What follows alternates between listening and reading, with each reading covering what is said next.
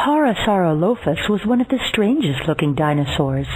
Its name means crested lizard. A huge 6-foot-long crest stuck out of its head. Sometimes the male's crests were even longer.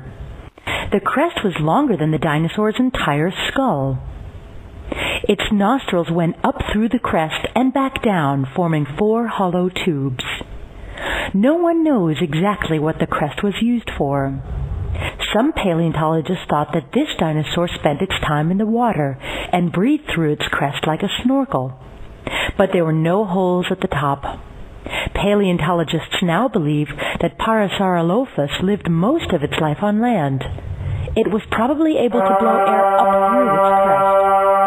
This must have made a loud noise that could be heard for miles. It probably sounded like a foghorn. This would have been useful to attract a mate. It also had a dent in its back. This way, Parasarlofus could lean its head backwards without hitting itself. Parasarlofus belonged to the hadrosaur family of dinosaurs.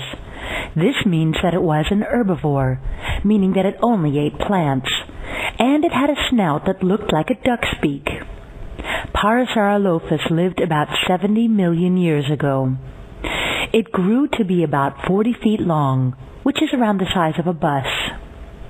It was about 8 feet tall at the hips. It weighed 2 tons. It walked and ran on 2 legs and was a pretty fast runner. It didn't have heavy armor or spikes to carry around, so it was light.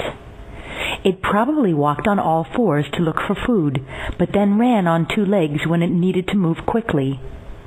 When it saw a hunting predator, it would run away. Parasarlofus could see and hear well. We know this because its skull had large holes for its eyes and ears. It had a large space in its skull for a brain. Parasarlofus ate mostly pine needles, leaves, and twigs. It had a toothless, hard beak to chomp down tough plants. It could store its food in its cheeks and chew with its grinding back teeth at the back of its mouth. Parasarlofus moved about in a large group. The group spent a lot of its time near the water, looking for food. When it was time to lay eggs, the group moved away from the water, so that the eggs would be better protected. Parasarlofus bones were first found in what is now Canada.